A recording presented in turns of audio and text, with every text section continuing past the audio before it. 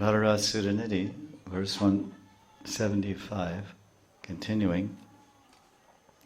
We were discussing yesterday about 3 intimate sevas that the fortunate Manjari has the opportunity to render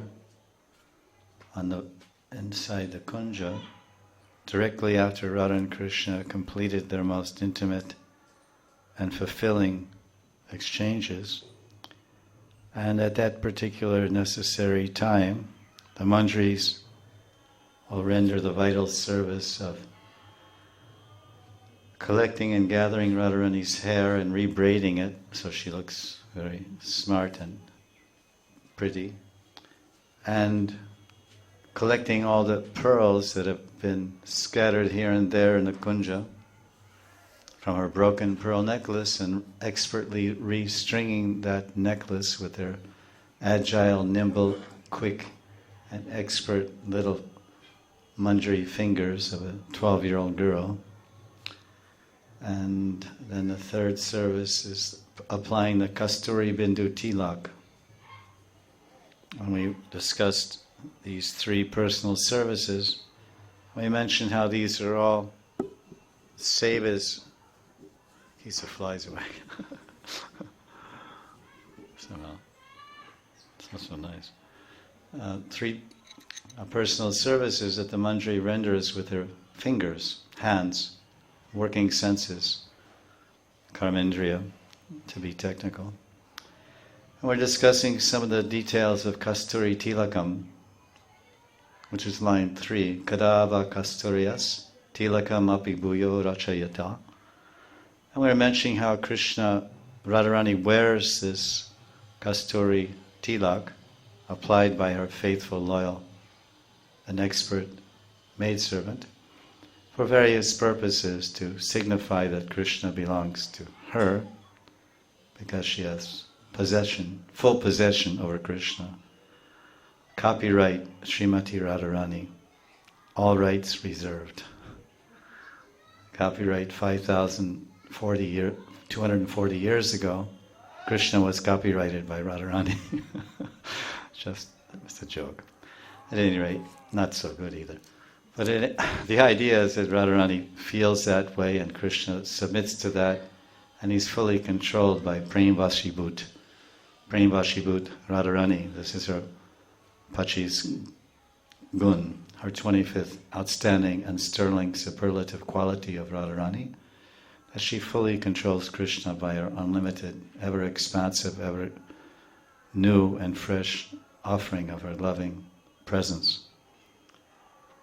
So we concluded yesterday's class, or we left it on hanging, about the fragrance of Krishna's body is one reason why Radharani wears Kasturi Tilak, because it is black to announce to everyone that black boy, that beautiful black Sham Sundar, Ganasham, he belongs to me and I belong to him.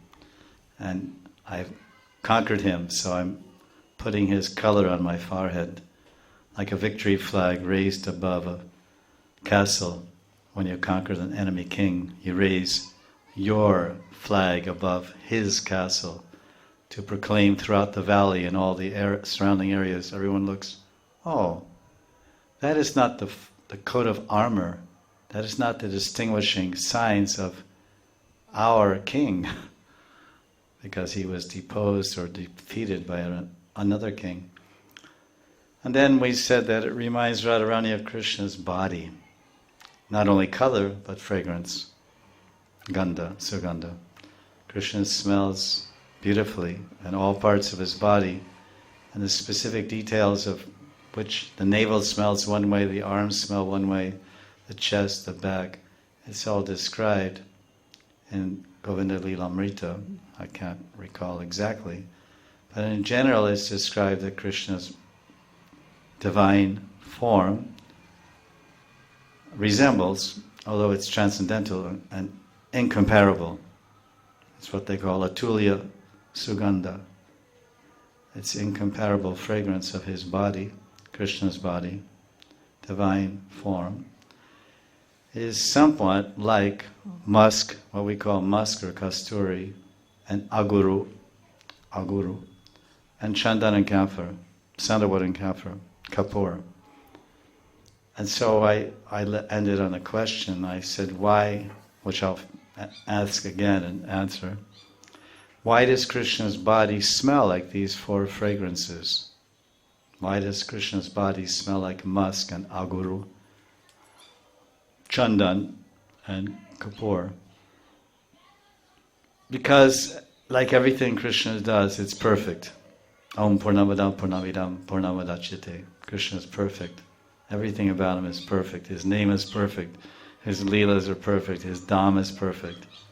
Everything about Krishna is perfect, and anyone who contacts Krishna becomes perfect. Whatever imperfection we have within us becomes removed by contact with the perfect holy dham of Vrindavan, and the perfect holy name, Krishna, and the perfect devotee, Radha, and the perfect engagement, Krishna's seva. Om Purnamadam Purnavidam Purnamidam Dachite. So his fragrances, there's 4 basic ones. They're a perfect balance, because 2 of these fragrances are heating and have particular effect on Krishna and others that contact Krishna, and 2 of Krishna's bodily fragrances are cooling.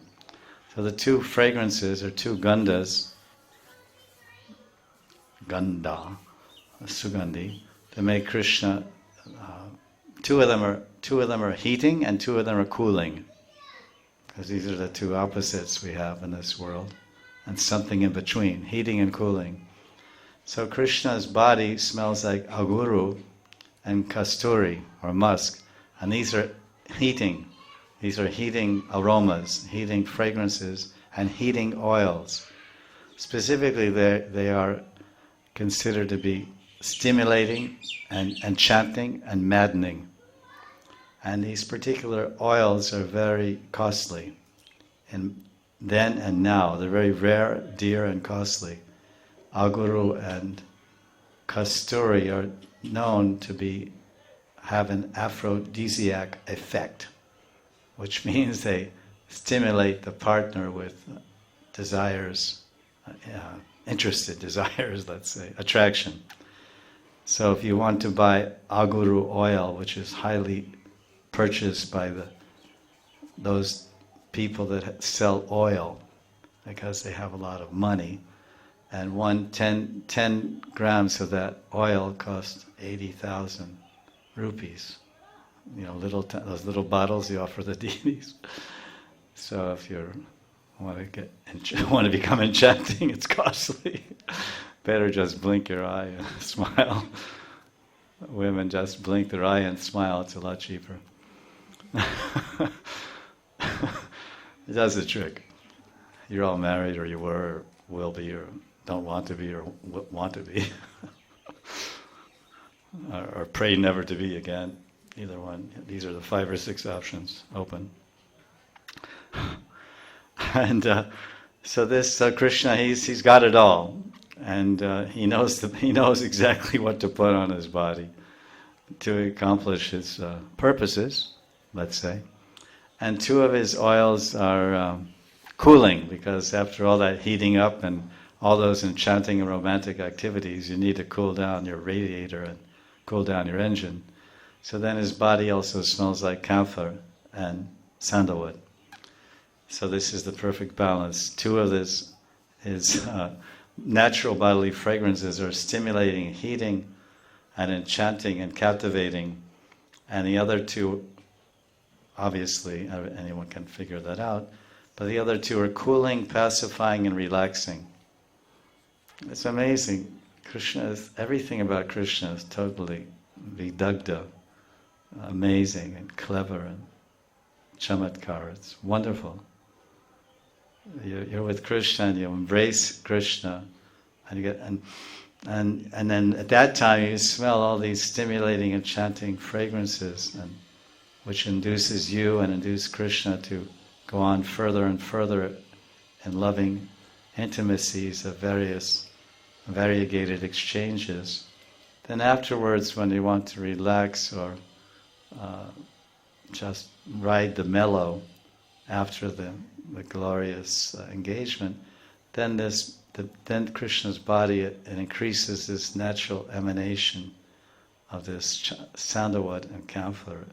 It's really quite an amazing point to meditate on, and in different circumstances, and how they work, and how everything about Krishna's body is for pleasing Radharani and satisfying Radharani and all the gopis, and ultimately all the sadhakas and all the devotees, because we're enchanted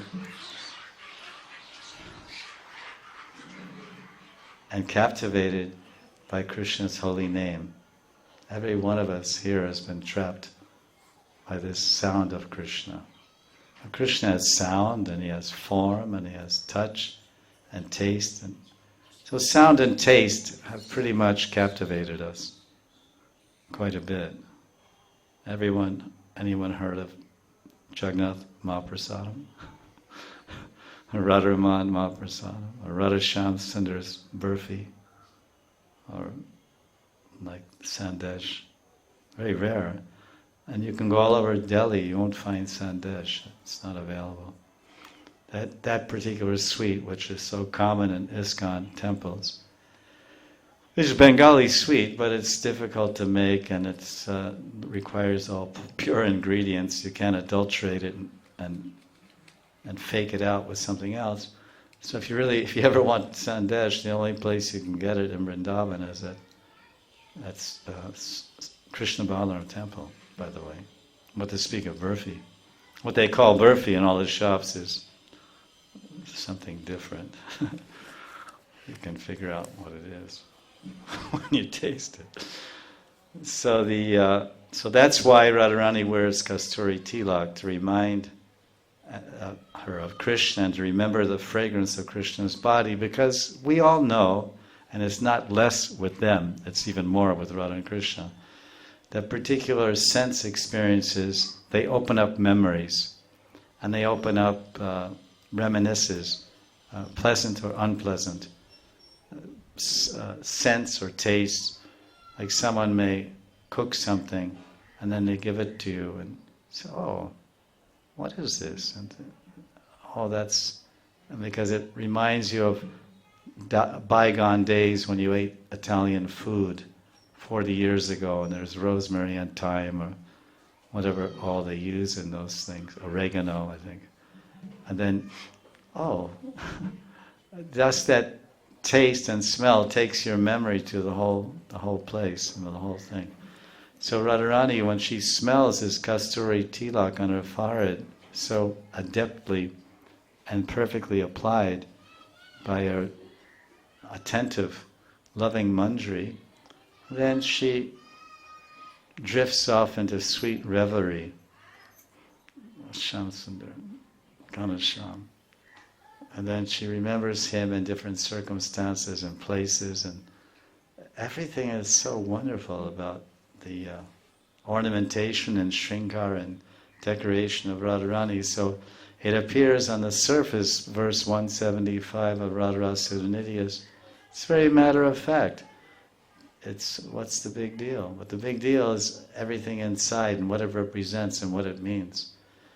3 names are not very significant. Hare, Krishna, and Ram.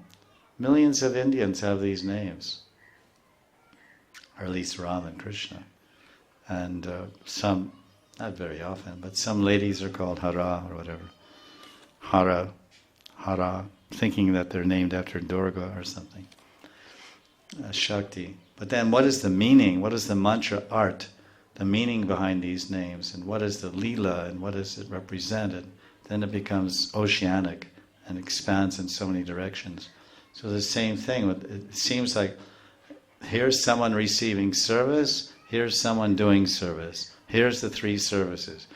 Braid my hair, restring my necklace, put on my tilak.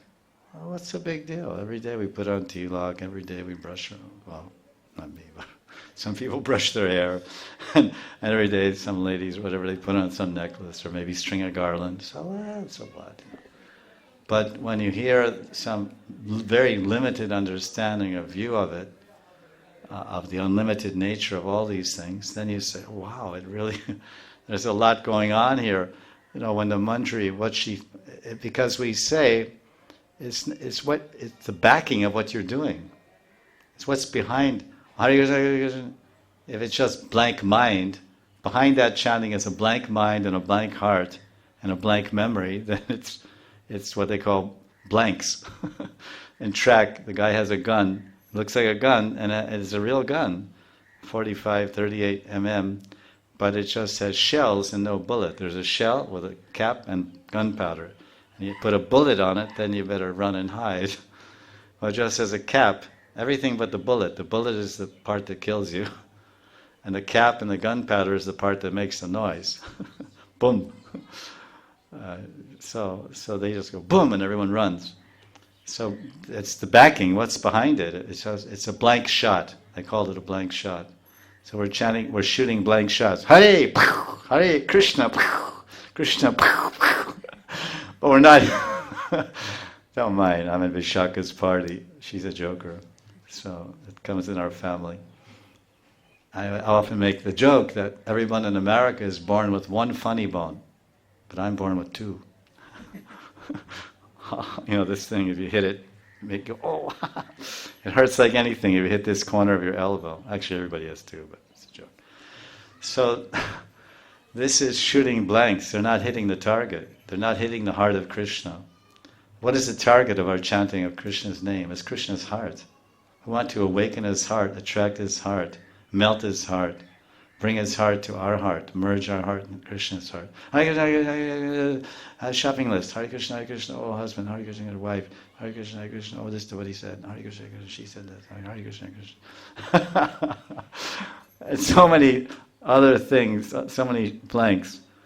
So that everything we're doing, putting on tilak, and then we're thinking, oh, this is wonderful. Radharani is going to remember Krishna, and so many things will come. So I'm just saying, what I'm saying is we have to expand our mind and expand our heart, and expand our minds and our hearts and our memories and our intelligence, and with that expansion, wrap it around and package everything that we offer to Krishna with that. Like you have a present, have some small gift and you put it in a box and you wrap it. So many coverings, and inside is the essence. But also the packaging is important, how attractive it is, how colorful it is, how the design.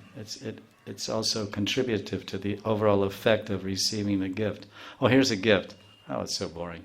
But if it's in a box and little card hanging on it, I love you, and this, that, whatever. So it's the way of doing it. So that's the whole thing with our service, that this one verse is, like any verse, is how deep can you go? Because how deep is the ocean? They say that as you can't reach the top of the highest mountains, and you can't reach the bottom of the deepest oceans. So the ocean of Radha Govinda's Leelas is fathomless, is the common word that's used, fathomless. You can't reach the bottom. And often our acharyas, especially the books that are most in our hands, are presented to us with the comments of Srila Anantadas Babaji Maharaj and Srila Vaitadas Maharaj's translations, which are opening up this whole ocean. And one principle that we find in the Sanskrit itself, and more elaborated in the Tikas, is that one can appreciate, one means us, sadhaka. The sadhaka or devotee can appreciate Radha and Krishna, their names and especially their pastimes, depending on the depth and degree of his love. How beautiful Krishna looks, or how beautiful and chanting his pastimes are, depends on how beautiful your heart is, and how much love is in your heart. And then that's how much you can appreciate and enter into the Leelas. They say it takes one to know one. So that means that in other words, the Bhava Bhakta, who's on the threshold of prema, it's only a matter of a touch more of grace. Because it's only by grace that one reaches bhava, then another touch of grace that expands shortly later into prema. They, of course, the premi bhaktas can relish and be involved and absorbed in the pastimes of Radha and Krishna, much more than someone like ourselves who is so far from prema. What to speak of the actual Nityaparishads of Radha and Krishna. The Manjaris were aspiring to become one with the love of Radharani. We're aspiring to become one with the mind of Radharani. We're aspiring to become one with the heart of Radharani. We're aspiring to become one with the mood of Radharani. That means, as they say in English, in India, that means what is a Manjari. That is the meaning of being a Manjari. This oneness. It's a Chintya Veda Veda Tattva, simultaneously, inconceivably one and different, obviously. Radharani is Radharani, and the Manjari Sevite, the Kingari maidservant, is obviously a different personality. But in Bhav, and in Prem, and in Seva, and Mood, the Manjaris are one. So these types of feelings, they develop as one advances. And I'm just pointing at that direction for all of us to be reminded of. So by color and fragrance, Radharani's Kasturi Tilak always reminds Radha of her beloved Pran, her Praneshwara Priyatam Sham.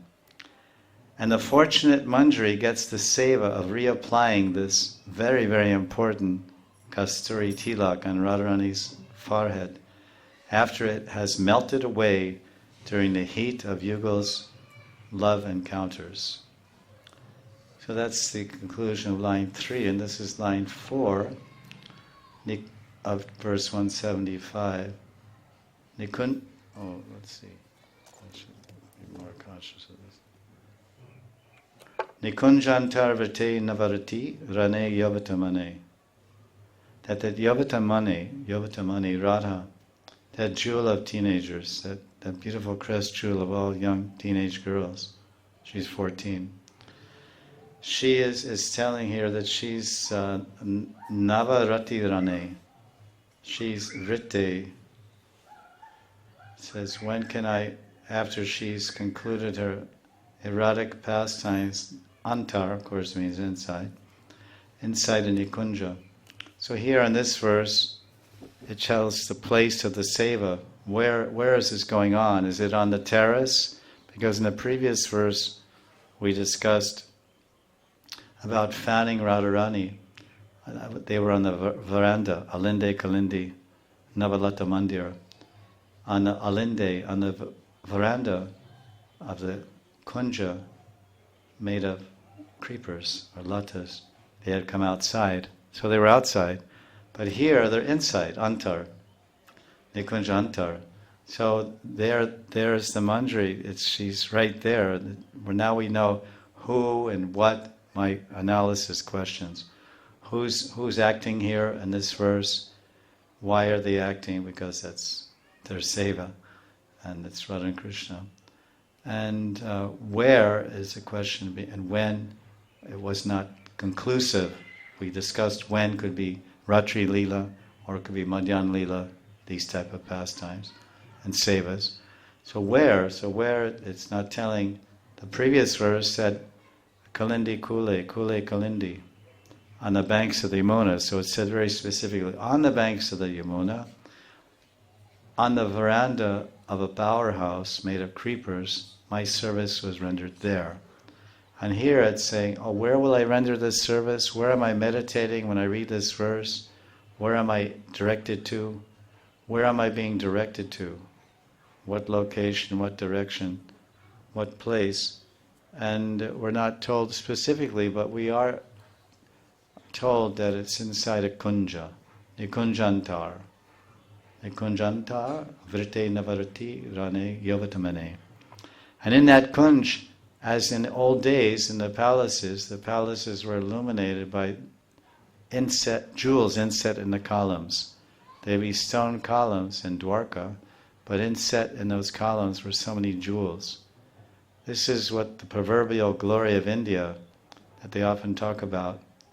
And it's hard to understand, it's a fact, but actually historically, hundreds and even thousands of years ago, in all the Earth planet, all the available countries that we know of in this world of Earth, India, now its glory is long gone, was once a vast reservoir of unlimited amount of gold in the land, an unlimited amount of jewels in the deserts and the oceans and the beaches in the earth. So many jewels and so much gold and so much variety of food. India, if you compare India historically with the agricultural production and mining and jewels and food and cloth and clothes and culture and music, it far surpasses practically all the countries put together. I'm not boasting the glories of India, but it's an objective fact. Because you compare India to other countries, say Germany, not by modern standards, but by the standards of varieties of food, varieties of spices, varieties of sabjis. You go down the list, varieties of food, cloth, sabjis, spices, herbs, medicines, jewels, gems, gold. Some countries don't have any gold in the land at all. They don't have any jewels at all. And they only have a couple potatoes, cabbage, apples, and rye or wheat. They have like 5 or 6 foodstuffs produced in the whole country. These are facts. So India was so grand and glorious. So that's why everywhere around the world they were attacking India, the Portuguese, the French, the British, the Mughals. Anyone who had any power to attack and had any interest in finery and art and gold and jewels and gems, they came to India. If they knew how to sail boats and they had any kind of sailors and armies and navies. So India's been ripped off by most of the countries around the world. Why? Because all these countries of the world, the kings and queens and rulers, they wanted what India had or has.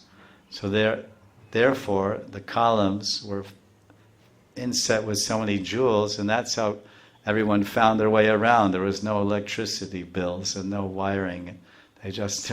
Columns would light up. Where you wanted light, you put all kinds of yellow sapphires and diamonds. Then all the hallways were lit up, but in the bedroom, the columns would only have moonstone or other types of jewels inside, so you have very soft light. The intensity of the light in various rooms and hallways and passageways was determined by what kind of jewels were in the columns or in the ceiling, or they have indirect lighting in the ceiling. The jewels, there's something called Suryakant money. The Suryakant, Kant means Kanti, Tapta Kanchana, the Radharani's Kanti. So they reflect the light of the sun. They absorb the sun and they give that off. This is so grand. So what I'm saying, I don't know what I'm saying, but somehow I got off on that. But we're supposed to be inside the kunja. Oh yeah, Yovatamani. That Radharani is the youthful jewel. So as in Dwarka, the hallways were lit up by all the radiance and light coming off the jeweled columns. Inside the kunja, the Manjari can see what she's doing. Because when you put on your makeup, you need a cosmetic mirror in the old days. Now everyone does everything in the back seat of the car. Everyone puts on their makeup in the back seat. All the ladies put on their makeup in the back seat of the car on the way to the work, with their cell phone light and a mirror or something. In the old days, they have a dressing table with lights and a mirror, and they had lots of time. Ladies had lots of time to decorate themselves, and lights on the side and see all the sides. But now we're so advanced and we have so much technology and so much rapid communication and highways. We have no time. We had to brush our hair in the car, put on lipstick, put everything in the car. Obviously, everything's become totally mad and absurd and ridiculous in the modern age. Totally correct. So now the Manjari is putting on this makeup in Radharani, and it's either it's daytime at Radhika, and so there's not much problem with light, but kunjas are quite dark inside. But Yovatamane, that is why it's being told there. The Radharani is called the jewel-like teenager, Nikunja Antar. Inside that kunja is natural lighting. What is the lighting? Well, there's lots of lighting there. There's Radharani's toenails radiating light. There's Radharani's fingernails radiating light. And then there's her twinkling eyes are radiating light. And Krishna and her lavanya rupam, and the natural radiance of her entire form is radiating light. So her whole being is a jewel of light and radiance.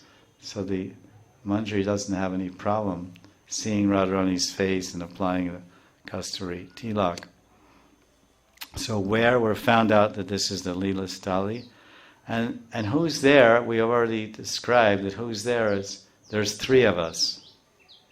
Radha, Shyam, and me. Or you. Depends on, you have your Giriraj, I have my Giriraj. So you do your meditation, and your me is you, and my me is me. Radha and Krishna are the same for both. So this is somehow or other, I wrote, I am there by the mercy. By mercy alone, I'm there with the jewel of Braja's young girls, Yavatamani, Sri Radha. Krishna, Radha, and I are all there together inside the Nikunj. It's a beautiful picture. Nikunjanta vrite Nikunjanta vrite navarati rane Yavatamani. There's this jewel. Now she's so much lavanya automatically, Radharani is so much shining.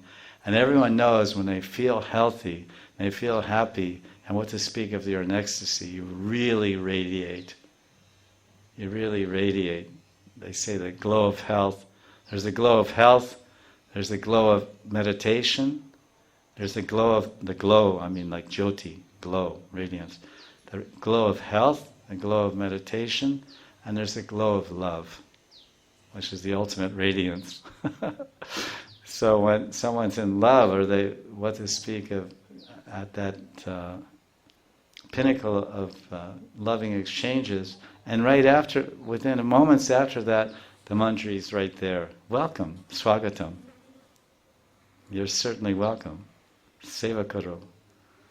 So Radharani doesn't think, oh, what are you doing here? What are you doing here? Why do you get out of here? Get lost. There's no place for you. Little sister Jiao is not like that. Oh, because I am me and my shadow is me also. My chaya, my shadow. I don't curse my shadow. Hey, shadow, get lost. And if you do, you might get locked up.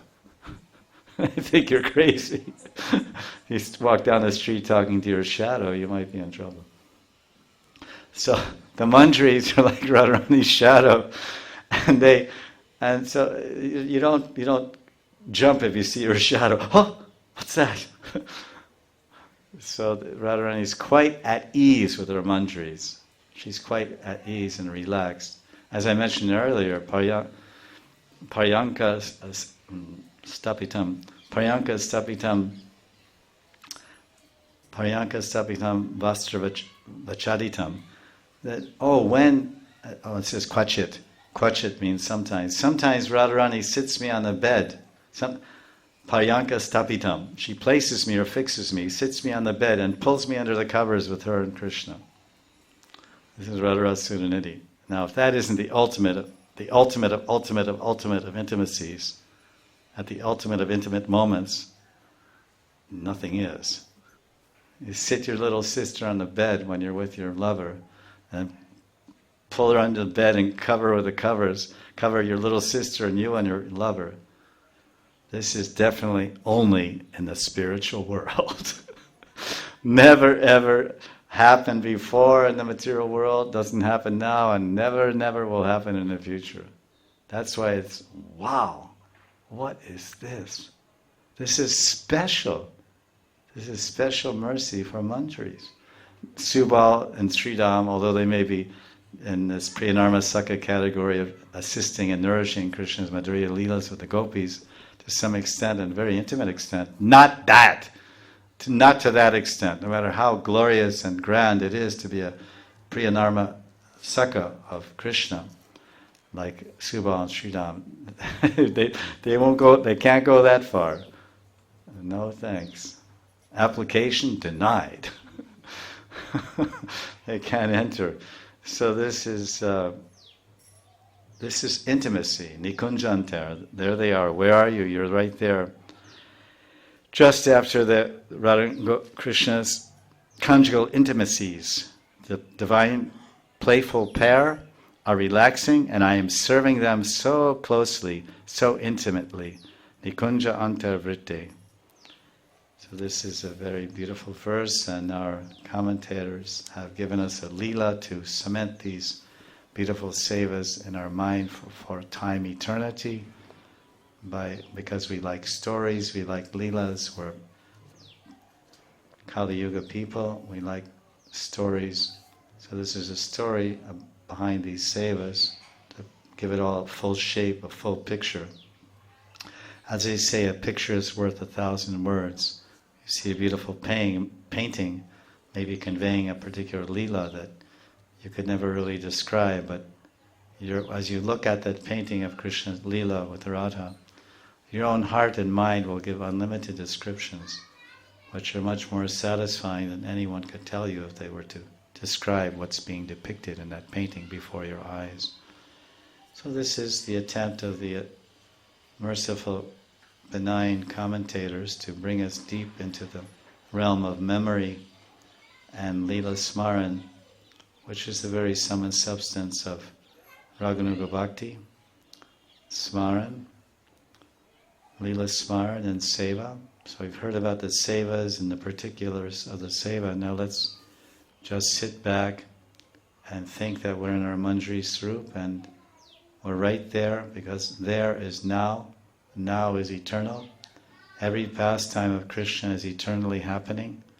Every movement of Krishna is eternally happening in some realm, because Krishna is eternal and everything he does is eternal. There's no past, there's no past tense. It's ever present, eternal present. Every second of Krishna's Leela, every movement of Krishna is eternally present. Obviously this is extremely inconceivable and ungraspable, if that's such a word, but can't be held onto by our limited minds. One Acharya once said that using our material minds to understand transcendence, Krishna, is like trying to sit down an elephant on a tea saucer, on a little tali, like they have underneath a cup, a little tali, trying to accommodate an elephant on a saucer. It's not going to work. This elephant is huge. So transcendence is too big for our minds to accommodate. So we have to Sharanagati Prabhu, Sharanagati, Sharanagati. Oh Prabhu, oh Krishna, I surrender. Only by surrender. And the prayers of Lord Brahma, Brahma Stuti in 14th chapter, 10th canto, he said, Gyane prayasam urupasya namanta eva. He said, by my knowledge, my gyan, and my speculation, I can never understand you, Krishna. I never will understand you, but somehow you allowed me to become bewildered by you. In your small little form as a 6-year-old boy, I become totally Brahma Vimohan, completely, absolutely bewildered, befuddled, and confused by what I'm seeing. Wait a minute, I took all the coward boys and put them in a cave and left Krishna alone on the banks of Yamuna. And I go and I look in the cave, they're all there. And then I come to the banks of Yamuna, and I see all the same coward boys. They're still here playing with Krishna. Are these the same boys that I stole? Or are the ones, are these different ones, and the ones in the cave are the ones I stole? Or he went back and forth, he couldn't figure out. Because what it was is the boys never left Krishna. And those were Maya Sitas, those were just Maya replicas in the cave, and Krishna was right there with all the cowboy boys. Because Brahma can't touch the coward boys because he's a materialistic person. And coward boys are totally transcendental. Just as Ravana could not touch Sita. He took the Maya Sita. It's described in Kurma Purana that Agnidev is, of course, the great Vaishnava. He's a Sura, he's a Deva. He's a Sura, not a Asura. He's a Devata, a Bhakta, Vishnu Bhakta, Agnidev. One of the primordial lords of the world, the Lord of Fire. And when he saw this Lakshman Rekha, this ring of fire that was set up by Lakshman before he went out to assist Ram in his whatever fight with that magician, Marichi or whatever it was, Golden Deer or whatever. Then soon as the real Sita stepped across the Lakshman Rekha, the circle of fire created by the mystic power of Lakshman, then Agni took her to his kingdom and made a duplicate Sita that the sannyasi disguised Ravana grabbed and flew off into the sky with his mystic powers, and thinking that he had Sita. So in the same way, Brahma didn't actually take the real coward boys. Because Krishna is eternally playing with the coward boys. Now, if someone steals your coward boys, the play is finished. There's a beginning and an end, a stop. It doesn't stop. How can it stop? That's why he bewildered Krishna Krishna bewildered Brahma by showing these four-armed forms. Are these coward boys? Or are these Vishnu Rups? Or, hey Bhagavan. And then he does full, I don't know what to do except I'll pray. So whole chapter 14 is Brahma Stuti. I don't know who you are, I can't figure it out, but I surrender. So this is Leela. We have to surrender, and then we can enter the Leela. As Radha's Manjari, you are admiring the beauty of the ever-fresh, amorous battle of Yugal Kishore. As you're looking through that's a very common phrase, there's a lot of peeping manjaris, peeping through the technical word, if you want to get technical, is interstitches, the interstitches in the walls of the kunja, and the little holes between the vines. So you're seeing, but you can't be seen, like a two-way mirror or something. They have those glass you can see, whatever. You can see out, but no one can see in. So you're admiring that, and your eyes are like fish swimming in the ocean. Your eyes are blissfully swimming in the ocean of these leelas. Afterwards, seeing that Kishori Mani Radha is victorious in the erotic battle, Vritte Navarati Rane, the maidservant, of course, feels very proud. Jai Shri. Just like a jewel, the beauty of adolescent Radha is ever fresh and imperishable. And Radha's youthful beauty makes the erotic battle also ever fresh, which means it's always eternally new and expanding in newer ways. Now Radha and Krishna's erotic battle is finished, and the young couple are sitting on their play bed. Understanding this, the Manjari enters the kunja, and while Krishna is personally redressing Radharani, Swamini's hair, which was loosened during their erotic battle. Radha's pearl necklace was broken, her sweat drops were washed away. The musk tilak, her sweat drops washed away. The musk tilak on her forehead, and her ornaments were all disarranged. The maidservant is in great ecstasy when she sees the sweet form of a victorious Swamini. It's like the queen seeing her king return from battle, and he's smiling, and he's got some blood on his shoulder and perspiring and some dust and mud on him, and he's holding his sword in his hand. And because if he's coming back alive, that means he's victorious. And he'll bring back so much gold and jewels and silk and so many gifts for the queen. So he walks into the palace and with all the signs of the war and the battle that he was victorious. And of course he gets a big hug and a kiss from the queen also. My hero. So the Manjaris are they're identifying with Radharani, Swamini, Ishwari Radha, Swamini Radha. Our hero, Radharani. We're very proud of you. This is the Bhav. What is Gopi Bhav? This is Gopi Bhav. The maidservants are in ecstasy, seeing that Radharani is victorious. The lovers are breathing deeply and staring in each other's eyes. Sweetness streams from their limbs. First, the maidservant fans Radha Madhav's perspiration to dry their bodies. Then she serves them water and betel leaves.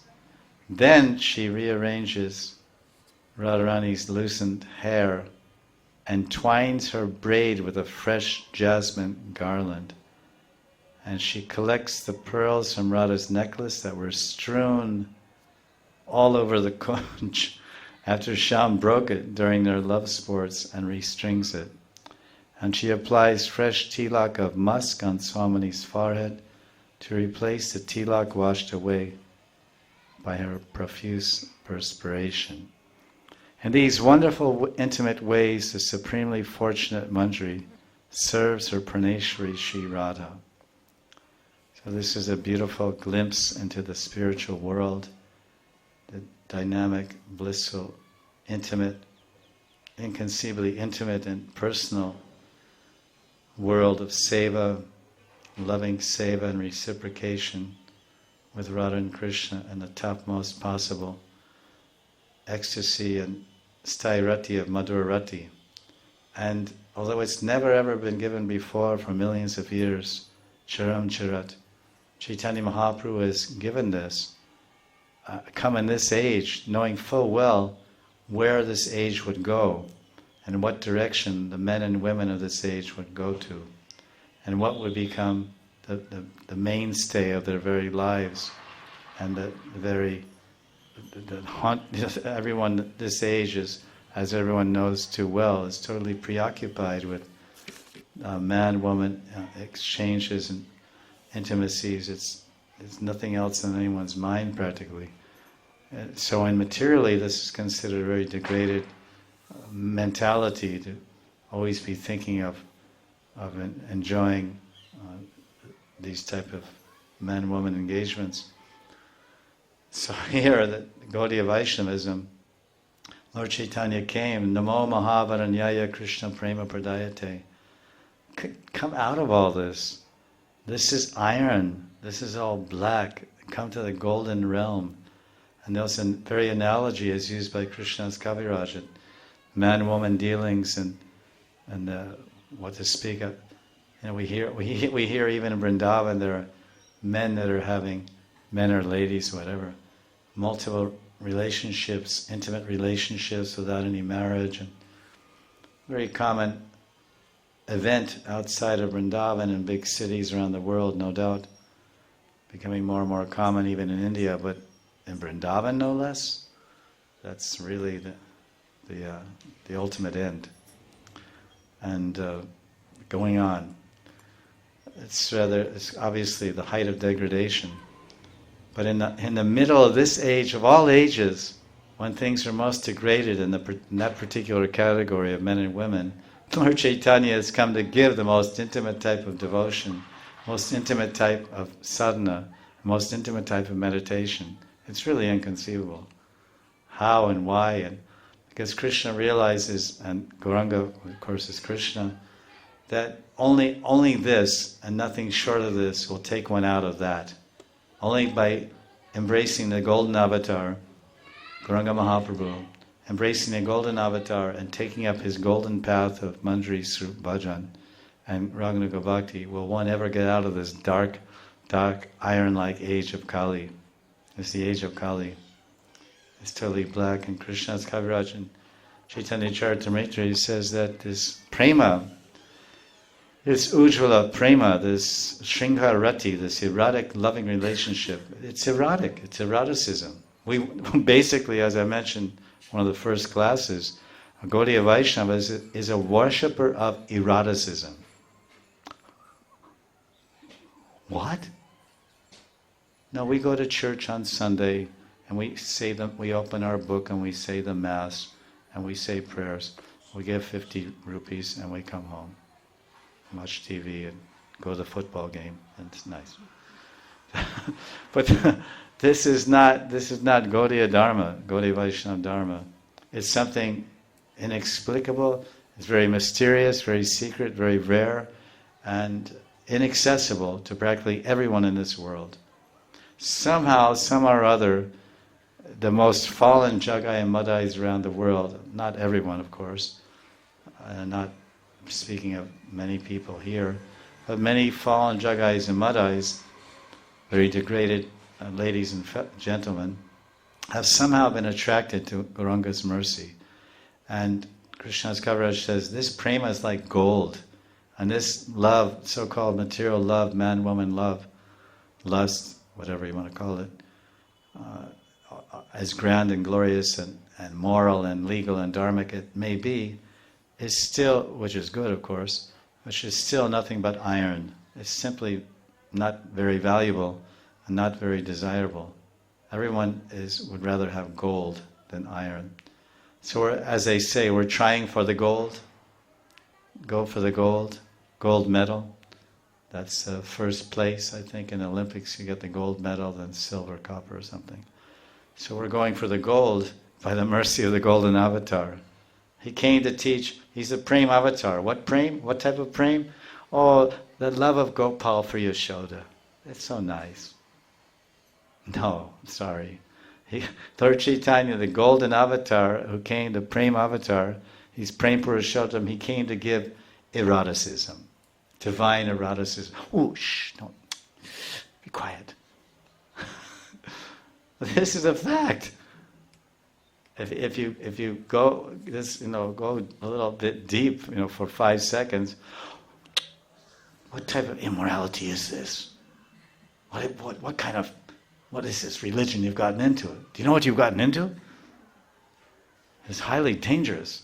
It is dangerous because that's why I say razor's edge. This is the ultimate meaning of razor's edge. Not that you go on book distribution and you're distributing books on the streets in the city. On one side of the street there's a house of prostitution. The other side of the street, and then it says razor's edge. Well, will I stay brahmachari or will I fall down? Will I go across the street or I stay brahmachari? I'm not talking about that kind of razor's edge. The razor's edge is this type of prayojan of Gaudiya Vaishnava is so sharp and so fine that it can cut you. It can cut your head off, or it can liberate you. It can actually cut the bindings, the ropes that are binding us to this world. What's binding us? Yan maitun grihamedi sukami tucham. It's in the Bhagavatam. Yan maitun. It's a binding. Ridyant, it says, Ridya grantamaho. Ridya grantam. Granti means bind, to bind. So we chant 4 rounds of japa. And japa sankhya, our gurus will teach us, you chant in groups of 4. 4, 8, 12, 16, on, like this. Why 4? Because 4 sampradayas. No. No, it's 4 granti. 4 rounds means a granti. Granti means to bind. So Ridya granti ahu. That this attraction between man and woman, in Hindi it's mitun, or maitun, just like that twin lovers mitun, or whatever it's called, Gemini. And in Latin it's called mitun, or like this. Yan maitunadi griyamedi sukami tucham. That this is Ridya grantamo, it binds the hearts. The man and woman become bound like thick ropes, just tied in ropes, so you have to cut it. So the Bhagavatam, Shukadev Goswami is saying in the 10th canto of Bhagavatam, chapter 33, verse 39, he's saying, Rid rogam. He says, kamam rid rogam. What is that heart disease? That binding in the heart, that ridhi means heart, and rogam means heart disease. It's kamam. It says kamam rid rogam. He says, but shada anvita, if one has shraddha, if one has faith and belief in the Ras Leela, because this is the Shruti fal at the end of Ras Leela. After describing Krishna's Ras Leela in 10th canto, chapter 29, 30, 31, 32, 33, the conclusion of the Leela in chapter 33, verse 39, he's saying, if you hear this, Shrinavat, Shada Anvita, if you hear this discussion of Radha and Krishna's intimate erotic exchanges, because it's described right in the Sanskrit, Krishna was dancing with the gopis, he touched their thighs, he touched their chest, he touched their back, well, he kissed them, he embraced them, that's not Mother Yashoda and Gopal, by any means. These are all aspects of eroticism and erotic exchanges, amorous exchanges. So he says, if one hears this, then he says, Param Bhakti Labhyate.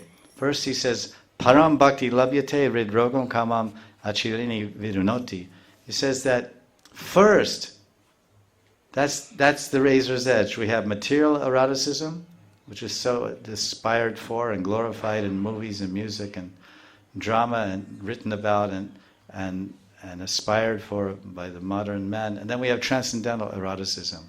The love affairs of Radha and Krishna are our own cheap imitations. So that's the razor's edge. That razor of Krishna's Leela can cut you and destroy you if you're perverted or if you're not ready. Or that same katha and those same topics can cut the Hridaya Grantha Mahu. And Parabhakti will come in the heart. It says, Param Bhakti Labhyate. You will attain, you will acquire, you will get the topmost bhakti. What is it, Parabhakti? It says that you will get the Shringar Rati of Radha and Krishna will come in your heart. Because you're reading about the Shringar Rati of Radha and Krishna in Ras Leela. And in Rasa Granths and Leela Granths as we're reading today. So he says, Rid Rogam, he says, Oshadi, he said, I can't remember the whole verse, but he's saying this is the medicine. This is the Oshadi, this is the medicine for the disease of the heart. Disease of the heart. What is the disease of the heart in simple language? Desire for material eroticism, erotic relationship. What's the cure? Spiritual eroticism. But you have to approach it very carefully, gingerly. Holding, when one hand holds Diksha Guru and the other hand holds Shiksha Guru. Take me there, slowly. Let me keep a blindfold on for a while. I'll keep my blindfold on for a while and keep chanting Hare Krishna, Hare Krishna. And then the Guru says, yes, you're ready. And he takes out the blindfold. Now look. Oh, amazing, beautiful. I want to serve. But Jiva Goswami says in Bhakti Sandarbha, when you read the erotic pastimes of Radha and Krishna, if you have what he says, because I suppose his idea is the audience reading his books is male, that's the term he uses in Sanskrit, Purusha Vikara. And Purusha Vikara means if you have transformations, male transformations, which means if you read about Radha and Krishna's pastimes or hear these intimacies, Nikunjantara Vrite Navarati. Navarati, Rati means erotic love, Rati. If you hear about these things and you become disturbed, so that applies either way, man or woman, become mentally disturbed or we say agitated, then you should put it, reverse, back up a little bit, or not back up, but take a detour. Take the ring road. Go around Connaught Place. Take the ring road, and not that you're reading about Radha and Krishna, and now it's very intimate and very erotic, and I better drop this book and start reading Chaitanya Bhagavat. That's also a good idea. But what is told is that you're because your interest is Radha and Krishna, and your Ishtadeva is Radha and Krishna. You have little Radha and Krishnas in your house, and you dress them, and you go to see them, and you worship them. Radha Madan Mohan, or whoever you have in your heart or life or mind. So now you're supposed to, you just take the detour. You stay with Madhurya Leela, and you stay with the book, but you just take the bypass road. And you come out of the kunj, and you skip that part, and now they're playing Chopra. Now Krishna's bedding his flute for Radharani's Veena. Then you're still with Madhurya Leela and still with the intimate exchanges, where the underlying rati or the underlying emotions is Shringar Rati or Madhurya Rati. So at all times, the Raganuga Bhakta, whether he's a beginner or Madhyam, wherever he is on the path, he only hears about Radha and Krishna's intimate pastimes, or let's say their pastimes together, their Sambhog Lila or Viraha Lila. But if his consciousness is not sufficiently purified by Nam Bhajan, by Hari Guru Vaishnava Seva, and by lifetimes of practice and mercy of Guru and Vaishnavas, and he faces some disturbance or agitation or mental problems, then he should bypass those particular highly surcharged intimate exchanges and read about Jal Keli, water splashing, Julan. You follow? It's not that, oh yeah, I better go on Harinam, I better go outside and go on Harinam Sankirtan. That's also good. So this is the point, that because if you see the books on the surface value, these books are all written by sannyasis, by vairagis, by the greatest tapasvis. They have nothing to do with this world at all. They're all Manjaris. They have Sakhi Sarups in the spiritual world. There's 6 Goswamis: Rupa Goswami, Jiva Goswami, Raghunath Das, Sanatana Goswami, Vishwanath Chakravarti Thakur, Narottam Das Thakur, Baladev Vidyabhushan. They all have the forms of ladies, spiritual ladies, and they're totally involved in the Shringar Rati, in the Shringar Seva of Radha and Krishna, and erotic pastimes of Radha and Krishna in the spiritual world, which include everything, but that's the ultimate, that's the basic underlying relationship between Radha and Krishna. But as sadhakas, they're totally detached from this world. They're totally detached. And they're showing the highest example of vairagya and detachment and compassion and love. So they wrote all of these things for us, knowing that everyone that reads it is going to be a grihastha, or going to be an agitated single woman or an agitated single man. We're all Paramahamsas in this age. In Satyuga, all the men and women are Paramahamsas. They're yogis and yoginis. This is way far away from Satyuga. Way far away. Look in the mirror. Look in the mirror of your heart. Look in the mirror of your mind. Yes, I'm wretched. Yes, I'm degraded. Yes, I'm fallen. But I'm crazy about Radha and Krishna. And being crazy, then you'll get out of this crazy cycle of birth and death, if you're guided properly. And that's why all these teachings are given, which I'm sharing with myself and with all of you, so we can go to our destination. But we should never have any misconception about what is the actual goal. And the goal is this and this alone. Serving the erotic pastimes of Radha and Krishna. I mean, Radharani, that's like one of my students, he said, oh, I bought this book, Gita Govinda. I said, very nice. Now lock it in your Almira and keep it there for some time. Leave it there for some time. And he said, but if you go crazy, you read it, but then you read it fast. And then if you can't, because if something's forbidden, that's the first thing you'll do. So if you buy a book, you'll probably be curious enough to read it, especially if someone says, don't read it. What's in here anyway? Or you can say, read at your own risk. You have it now, because we're free to read anything, we're free to speak anything, but then we're also not free when it comes to the reaction. And when the reaction will come, whether we want it or not. So, fools rush in where angels dare not. But nevertheless, we should never give up our pursuit.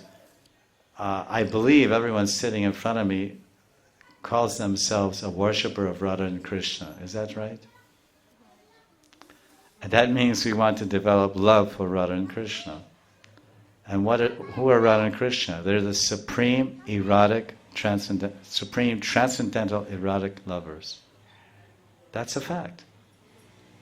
Really, I didn't know that. I thought they just sat on a swing all day and the Manjaris sang lullabies and stuff. And no, it's serious pastimes. And although it's all been kept very hushed up and in the background, it comes screaming forth like a full-on jazz band or something. I mean, it's trumpets and kettle drums. This is the reality. And we have to face this. Rag Marg means that you're handling this topmost subject matter, and or it's handling you. This subject matter is shaping our mind and shaping our consciousness and taking us right out of this world. And this is what Krishna means when he says the higher taste. This is the higher taste. Because if you the highest taste in this material world, how can you give up the highest taste in the material world without having even higher taste? So the highest taste in the material world is man-woman dealings. So now, that's it. So there's no higher taste in the material world. So where are you going to get the higher taste? In the spiritual dimension, the spiritual world. So what is the taste that will take us out of this taste, or ruchi, or attraction, or interest, or madness that we're all in, is the taste, ruchi, and attraction, and rag. That's what rag means, attachment. Lobha. Lobha. Now we have lobha. Men are greedy for women. Women are greedy for men, especially in Kali Yuga. It's become our nature. So that's why Raganuga Bhakti is based on greed and rag. On this lobha, this greed. I want this. I want the real thing. I want to be part of it. So all the ecstasies, all the bliss, everything you could imagine available in some dynamic, perfect material relationship is there in the relationship of being a humble Manjari of Radharani, and unlimitedly more so. Tons, like unlimitedly more so. It's inconceivable. So all these meditations, these discussions, I thought it's good to have some tattva once in a while, because now we discussed in the beginning classes we had some format discussing the glories of Vrindavan and the mercy of Vrindavan and Radharani, and now it's all about the leelas and basic theme of the class, Sri Radha and her Manjaris and her sevas. But all these sevas, when the Manjaris are in Madhura Rati. The Manjari Sthai Rati is eroticism, Madhura Rati.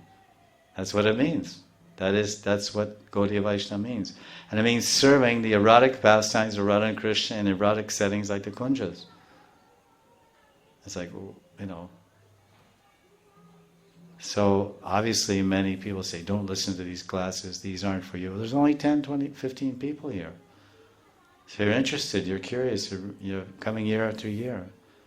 And this is Gaudiya Vaishnavism, despite all the hoopla and fanfare and propaganda made with other ideas. This is what it's all about. And now all the Gaudiya Vaishnavas in totality, they're pursuing this in their own way. So don't be afraid. Be careful, savadhan. Don't be afraid. But follow, that's why there's teachings. There's mana shiksha, and there's a whole system of bhajan. But the actual food for the meditation, because Raganuga Bhakti is all about meditation, and it's all about these type of meditations. These are the books. Vilapkusa Manjali, Radharasa Sudanidhi. These books are the books that take us into the realm of seva and lila as a perfected Gaudiya Vaishnava or an aspiring Gaudiya Vaishnava. Because whatever we do in our sadhana, that becomes our goal or perfection that we realize. No practice, no perfection. If you never, I want to be a strong man. Well, what are you doing to become a strong man? Nothing. Well, if you lift weights every day and take special protein and exercise and have a coach, you can develop these muscles. And they tell you how to lift different weights and build your body. So with the proper guidance, with the proper practice, with the proper diet, you will fulfill your ambition to become a strong man. So the same way, we have an ambition to become a pure lover of Radha and Krishna, Manjari Bhav. So with the proper guidance, the proper diet, the proper training. So the training is studying these books and practicing these meditations under the guidance of Guru and teachers. So we have to go forward. And so many critics are there and anadhikaris, and so these if someone is fortunate that they have interest in all these wonderful things, that's the real blessing of Guru. It's not a curse, it's a blessing. If one has been blessed by the Guru, everyone has a Guru, you have your Gurus, and if you've been blessed by the Guru, then you'll be interested to become a pure Gaudiya Vaishnava. And a pure Gaudiya Vaishnava is a servant of Radharani, Radhadasyam. That is it. And you may do so many other things in the course of Guru Seva. You may distribute books, you may do so many things. But you should understand, what is the goal of my dharma? I'm doing so much karma and action with this body for preaching, for spreading, or whatever I'm doing, managing temple. Well, this is karma. But my dharma, my Sanatana dharma is what activities I do to send my soul to the spiritual world for my eternal seva. My eternal seva and my Siddha Swarup is not selling books, and not managing a temple, and not cooking the noon offering, and maybe cooking the morning offering for Krishna's breakfast in the underground. I mean, don't get me wrong, cooking is a good thing. That's a very good thing. That's nitya seva. Many things we do are like that. That's called Swarup Siddha Bhakti. The activity that we're doing as a devotee or as a bhakta are the same things we'll do in the spiritual world. Specifically, Swarup Siddha Bhakti means hearing, chanting, remembering Krishna. But subsidiary, it could include making mala and shringar and all these things, because that's also eternal seva. So that's the end of this verse 175, and by Krishna's grace, tomorrow we'll start on verse 1. We'll do verse 180. Shri Radha Rasuranidhi ki jai. Jai Jai Shri Radhe. Jai Jai Shri Radhe. Jai Jai Shri Radhe.